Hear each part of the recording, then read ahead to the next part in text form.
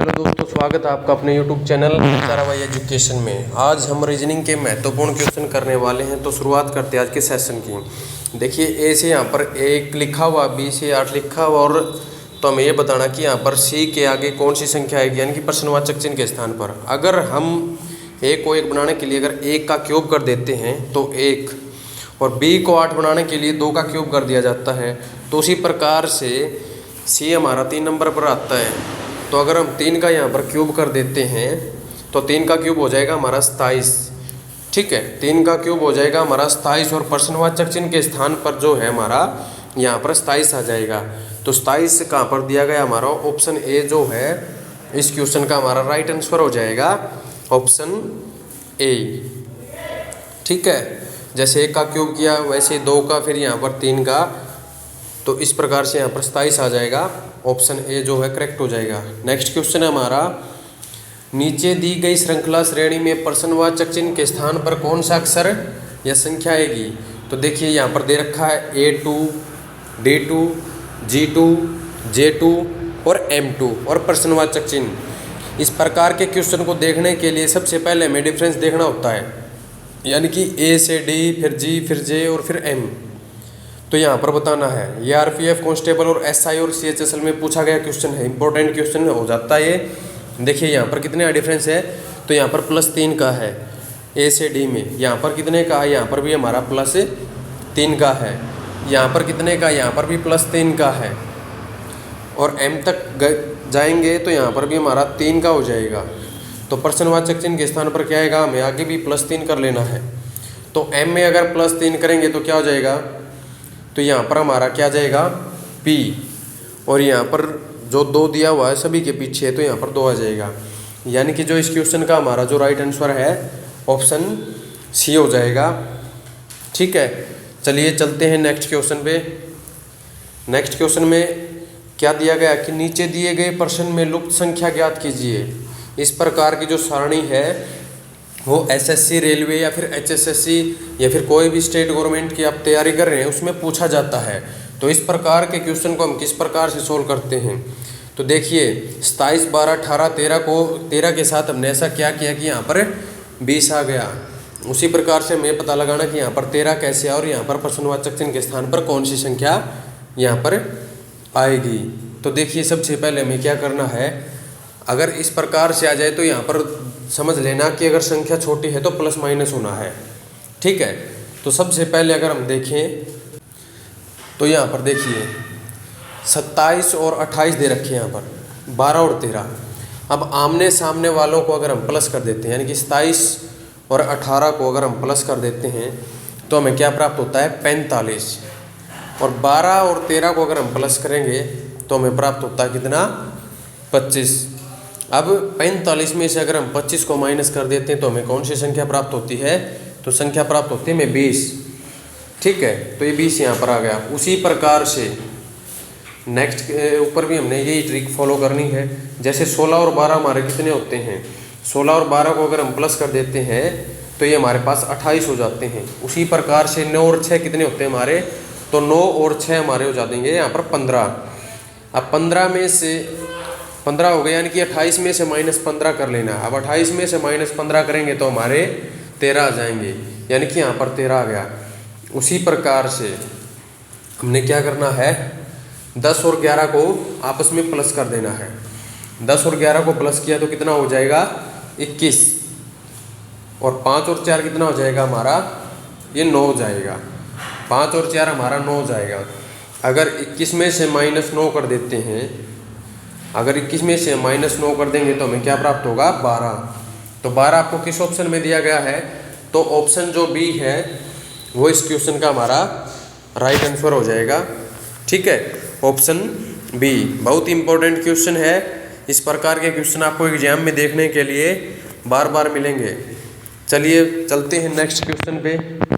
अगले क्वेश्चन में क्या कहा गया है कि उस वेन आरेख का चयन करें जो दिए गए वर्गों के बीच संबंध को सर्वोत्तम रूप से दर्शाता है। यानी कि एक तो ट्रेन दिया हुआ है, एक लड़की दी हुई है और एक स्वस्थ। यानी कि अब इन तीनों के बीच में आपस में जो संबंध है उसको हमें यहाँ पर डिफाइन करना है। देखिए ट्रेन है लड़की है और स्वस्थ है। अब सबसे पहले हमने क्या करना है, ट्रेन का डायग्राम बना लेना है। अब ये ट्रेन का डायग्राम हो गया। अब ट्रेन का लड़की के साथ कोई संबंध है ये देखना है। तो ट्रेन का जो है लड़की के साथ कोई भी संबंध नहीं है, क्योंकि लड़की का ट्रेन के साथ किसी भी प्रकार का कोई संबंध नहीं है। तो लड़की का जो डायग्राम है वो इससे अलग आ जाएगा, यानी कि इसका इसके साथ संबंध नहीं है। तो स्वस्थ, अब स्वस्थ का लड़की के साथ या फिर ट्रेन के साथ कोई संबंध है, तो क्या इनमें से इसका स्वस्थ का किसी के साथ संबंध है? तो देखिए, स्वस्थ का लड़की के साथ यानी कि कुछ, जैसे कि लड़की है भाई, कुछ लड़की स्वस्थ है, तो इसमें कुछ वाला हो जाएगा इसका, ठीक है। तो इसका डायग्राम हमारा इस प्रकार से बनेगा।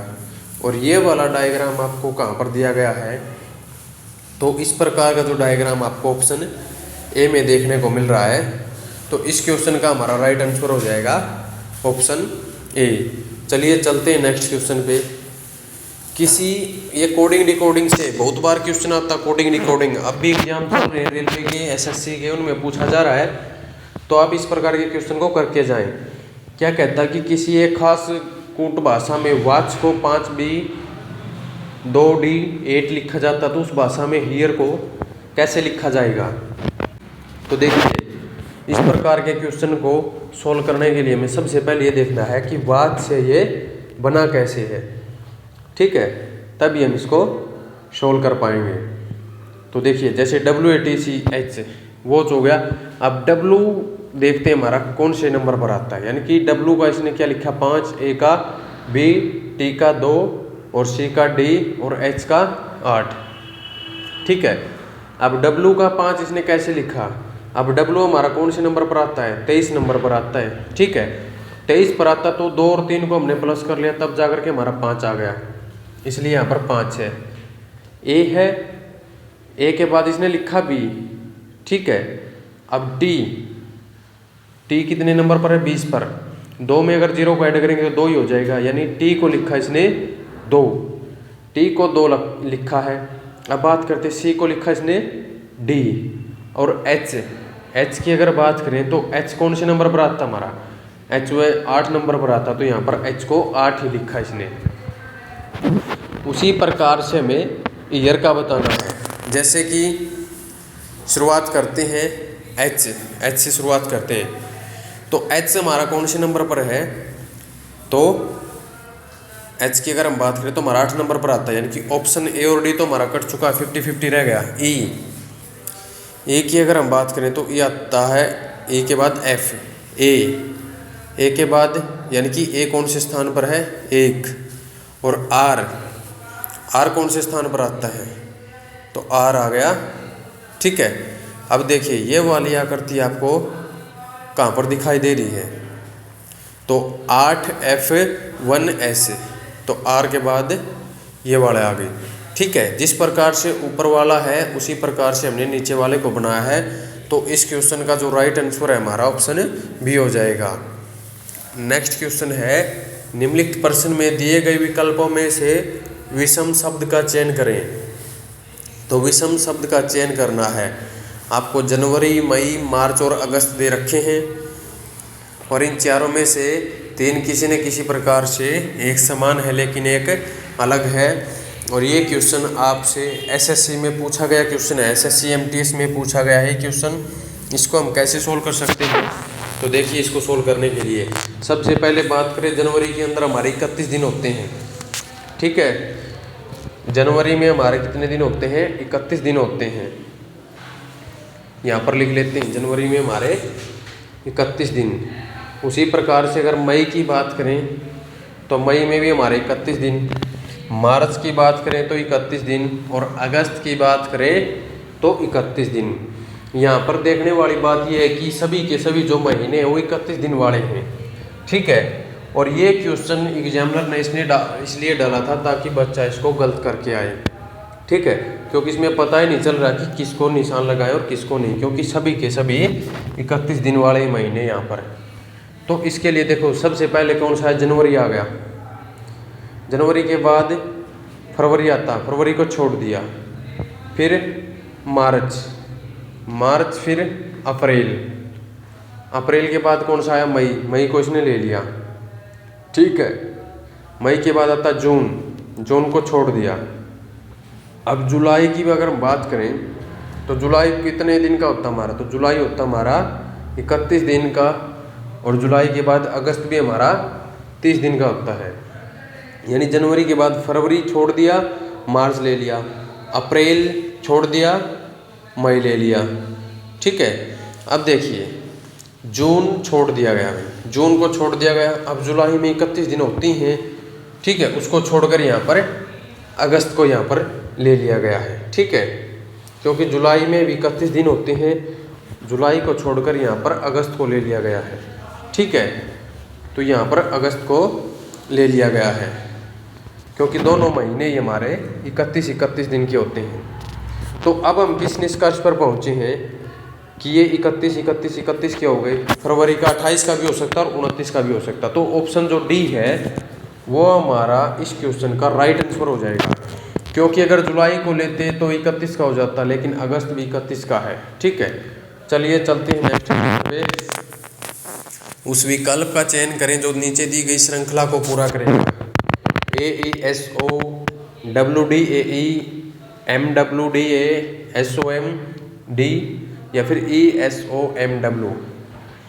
इस प्रकार के जो आपको ब्लैंक स्पेस बीच में दिए हुए हैं इसको पूर्ण करना है।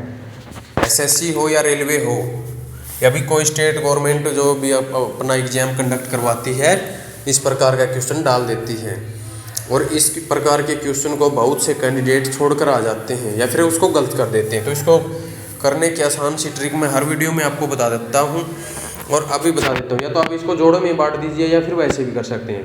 देखिए SO, O के बाद क्या आएगा, अब O के बाद क्या रहा आपको, ठीक है, O के बाद या फिर W से पहले तो यहाँ पर M आ जाएगा हमारा, क्या आ जाएगा, M।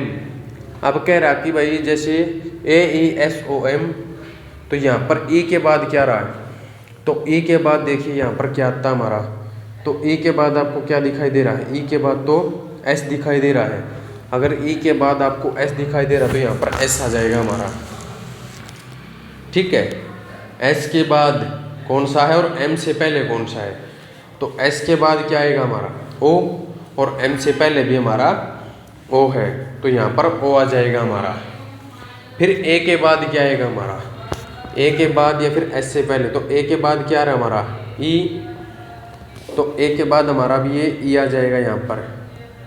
फिर M के बाद कौन सा आएगा, तो M के बाद कौन सा रहा हमारा, तो M के बाद W, फिर ये D, फिर A, फिर ESO MV MW, और फिर यहाँ पर आ जाएगा हमारा D, ठीक है।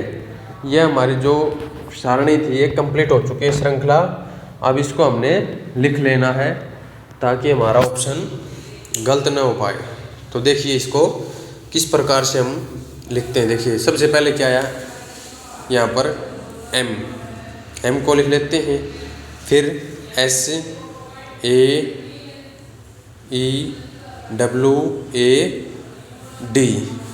तो ये आपको किस ऑप्शन में दिखाई दे रहा है, MSOEWAD, ठीक है। ये वाला कट गया क्योंकि यहाँ पर S नहीं है, तो फिर ऑप्शन बी तो हमारा कट गया, ए भी हमारा कट गया, तो बचे कौन से दो, यानी कि जो ऑप्शन सी है वो इस क्वेश्चन का हमारा राइट आंसर हो जाएगा, ऑप्शन सी। चलिए नेक्स्ट क्वेश्चन पे चलते हैं। नीचे दिए गए विकल्प में से संबंधित शब्द को चुनिए। जैसे इसने कहा कि पैमाने का संबंध लंबाई से है, तो सिस्मोग्राफ का संबंध किससे होगा। यहाँ पर जो प्रश्नवाचक चिन्ह दिया गया है उसके स्थान पर हमें बताना है कि यहाँ पर क्या आएगा। जैसे पैमाने के द्वारा हम लंबाई को मापते हैं, तो उसी प्रकार सिस्मोग्राफ के द्वारा हम क्या माप सकते हैं, तो क्या आना चाहिए, तो सिस्मोग्राफ के द्वारा हम भूकंप की तीव्रता को मापते हैं, ठीक है।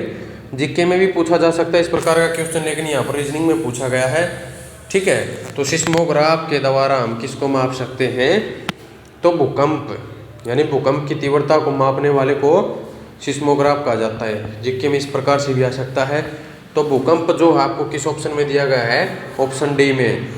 तो इस क्वेश्चन का जो राइट आंसर है हमारा ऑप्शन डी हो जाएगा। चलिए चलते हैं नेक्स्ट क्वेश्चन पे। ये है ब्लड रिलेशन से हमारा क्वेश्चन।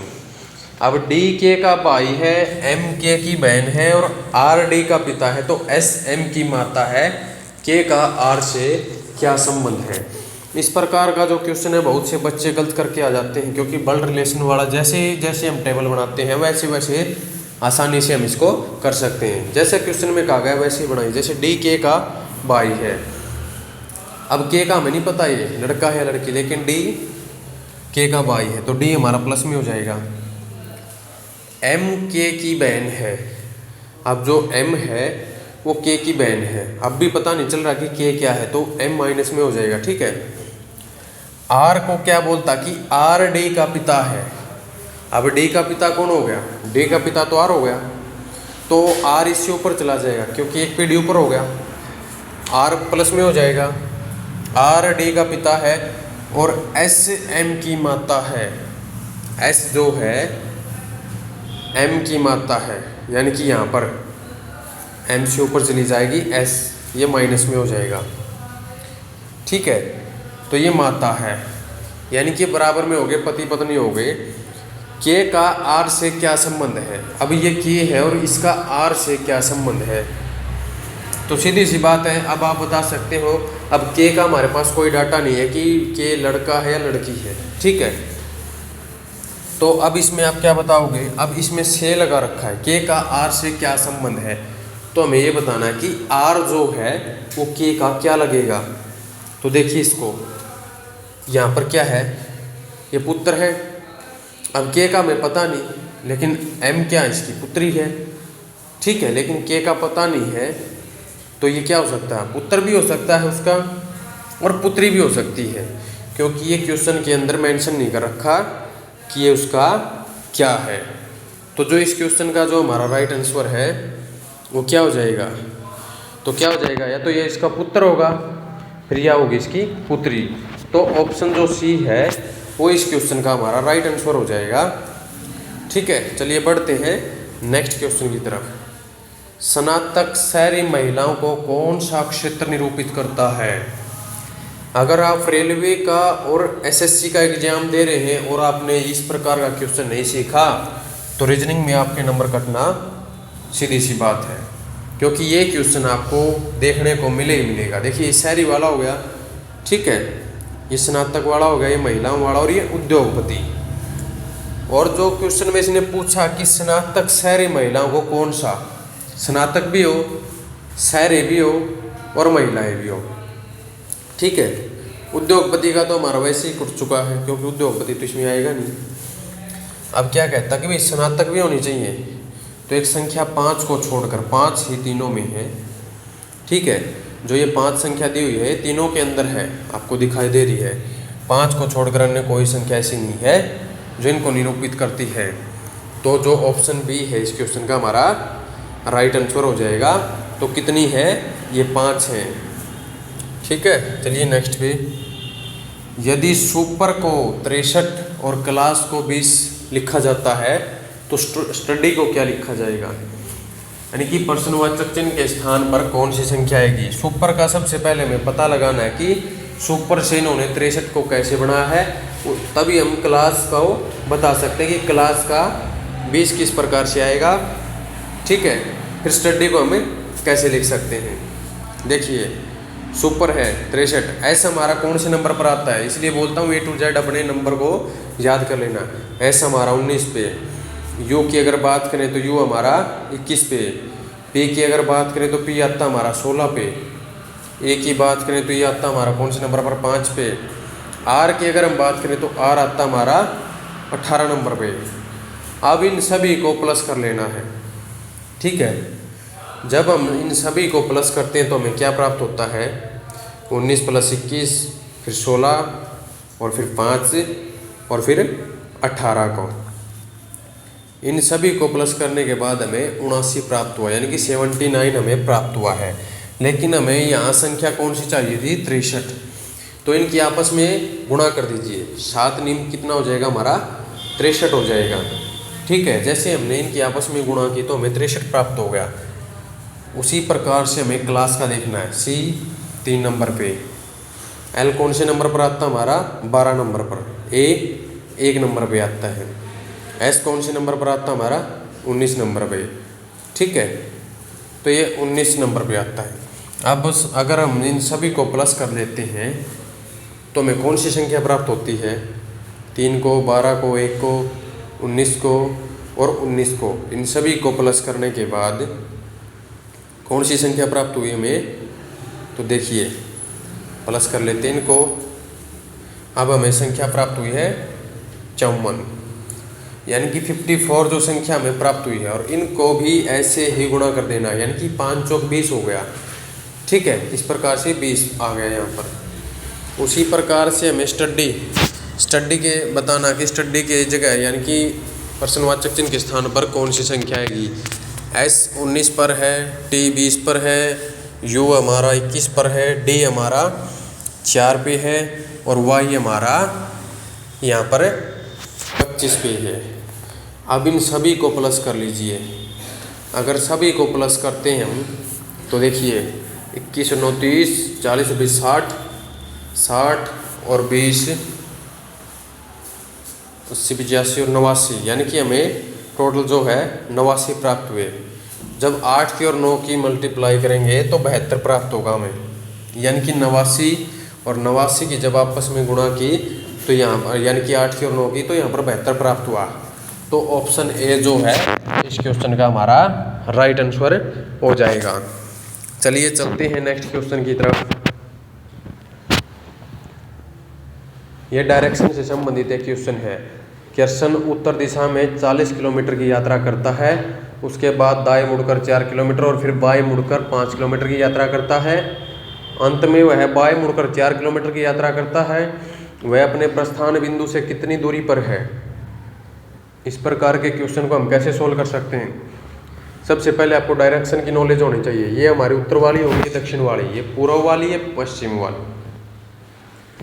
अब मान के चलिए कि किर्सन जो है यहाँ से स्टार्ट करता है, ठीक है।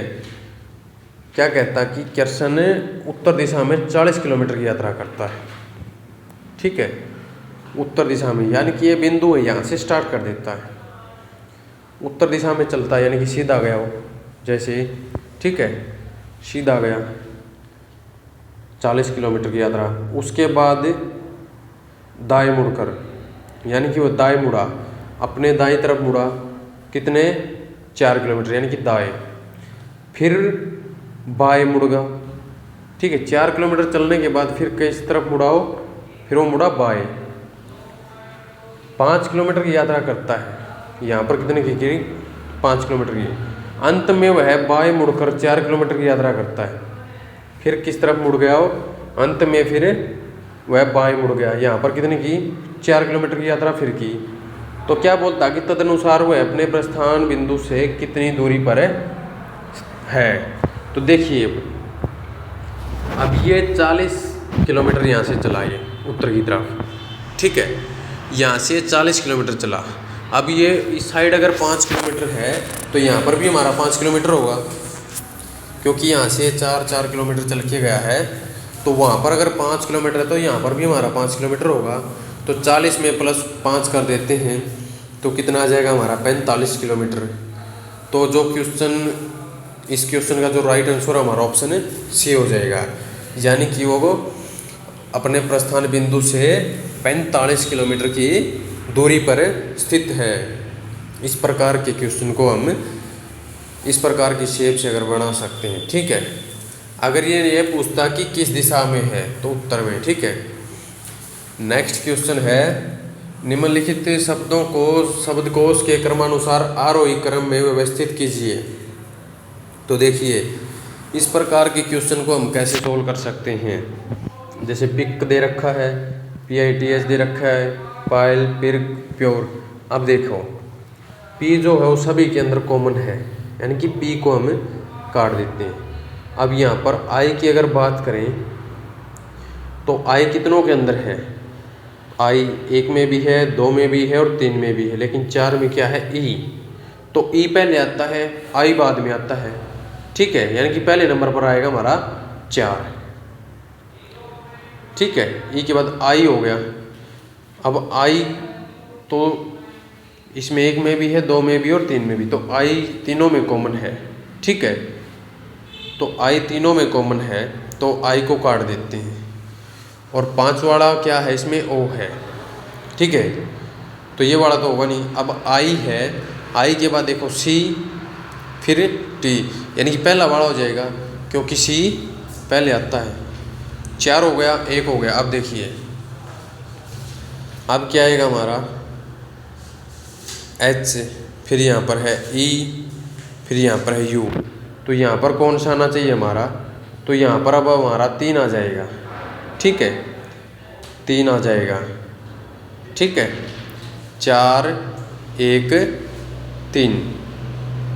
अब देखिए फिर यहाँ पर 2 आ जाएगा, 4 1 3 2 और 5, यानी कि 4 1 3 2 5, ये वाली हमारी जो टेबल यहाँ पर बनी हुई है।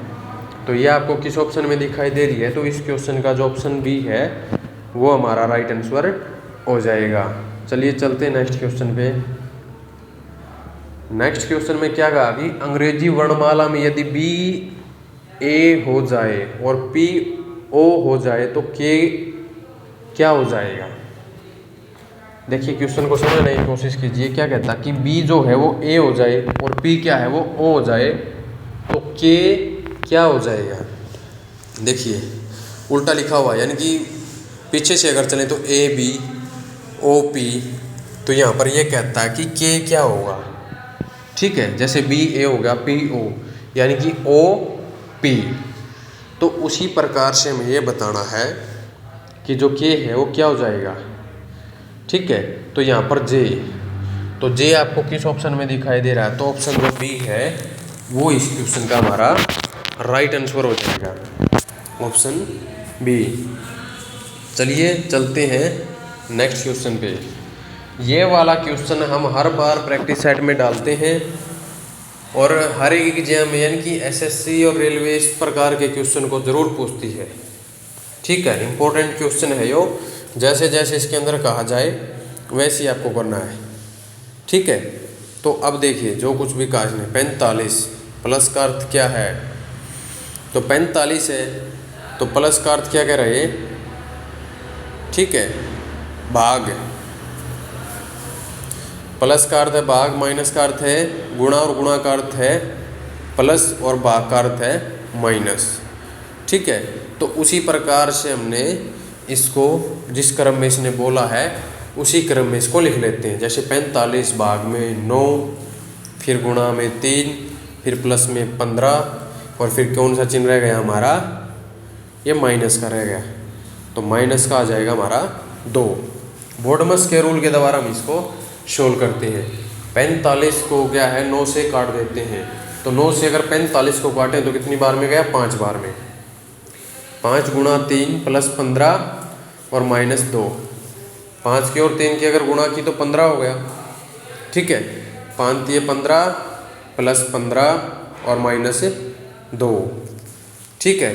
अब देखिए 30 माइनस 2 कितना हो जाएगा, तो 30 में से 2 जाएंगे तो 28। 28 आपको किस ऑप्शन में दिया गया है, तो ऑप्शन जो डी है इस क्वेश्चन का हमारा राइट आंसर हो जाएगा, ऑप्शन डी। चलिए चलते हैं नेक्स्ट क्वेश्चन पे।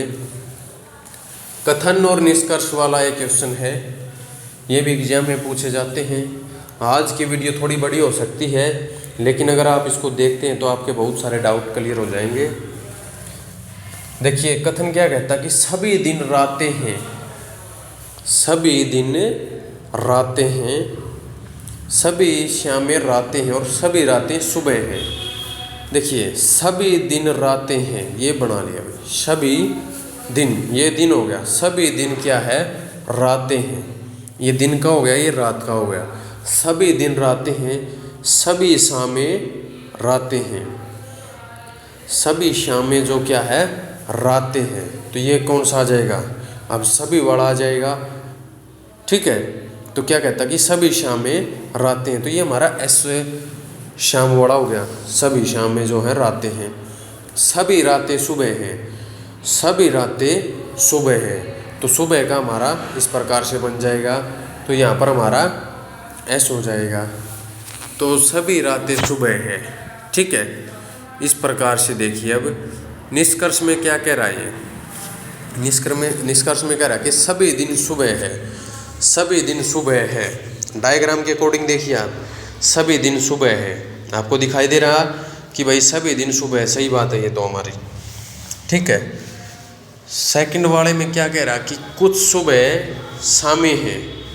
कुछ जो सुबह है हमारी वो क्या है? वो शामें है, यानी शाम है कुछ सुबह। अब शाम हमारी कहाँ पर है? ये वाली रही। अब सभी हैं तो कुछ तो होंगी ही ना, तो ये वाला भी हमारा राइट हो जाएगा। तो ऑप्शन कौन सा हो जाएगा? निष्कर्ष 1 और 2 दोनों अनुसरण करते हैं, यानी कि जो ऑप्शन डी है इस क्वेश्चन का वो हमारा राइट आंसर हो जाएगा। चलिए चलते हैं नेक्स्ट क्वेश्चन की तरफ। दी गई आकृति में त्रिभुजों की संख्या बताइए। अभी इस प्रकार की आकृति आ जाए तो कन्फर्म है 1/3 की नेगेटिव मार्किंग है, तो आप इस प्रकार के क्वेश्चन को छोड़कर आओगे। लेकिन अगर आप ये वीडियो देखकर जाते हो तो इस प्रकार के क्वेश्चन को आप बिल्कुल भी नहीं छोड़कर आओगे। देखिए, अब दी गई आकृति में त्रिभुजों की संख्या बताइए। ठीक है, अब इसमें वैसे तो त्रिभुजों को अगर आप गिनने के लिए बैठोगे तो बहुत सा टाइम लगेगा। ठीक है, अब टाइम ज़्यादा लगेगा और टाइम हमारे पास एग्जाम के अंदर बहुत कम होता है। तो देखिए इसको 1 2 3 4 5 यहाँ से भी लिख लीजिए। 1 2 3 4 और 5। कॉमन कौन सा हो गया हमारा? 5 कॉमन है। 5 अगर हमारा कॉमन है और ये त्रिभुज की है तो 5 का हमें क्यूब कर देना है। 5 का क्या कर देना है? क्यूब। और 5 का क्यूब होता हमारा कितना? 125। 5 का क्यूब होता हमारा 125। और 125 आपको किस ऑप्शन में दे रखा है? तो ऑप्शन जो बी है वो इस क्वेश्चन का राइट आंसर हो जाएगा।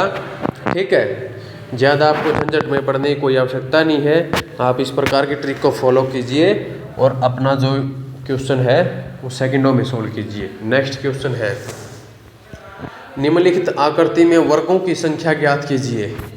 ये आकृति आपको दी हुई है और इसमें वर्गों की संख्या ज्ञात करनी है। ठीक है, अब वर्गों की संख्या ज्ञात करनी तो उसको हम कैसे करेंगे? तो सबसे पहले देखिए यहाँ पर वर्गों की संख्या ये वाला हो गया।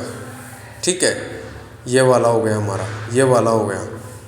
5 हो गए, यहाँ पर 5 हो गए। देखिए ये वाला हो गया, ये वाला और ये वाला, तो ये भी 5 हो गए। ठीक है, 5 5 हो गए। अब ये देखिए ये भी 5 हो गए। ठीक है, 5 5 का सेट बन चुका हमारा। अब देखिए एक ये वाला हो गया।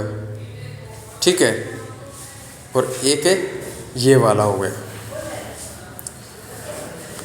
ठीक है, अब देखिए 5 और 5 10 और 5 15 और 15 और 2 17 हो गए हमारे।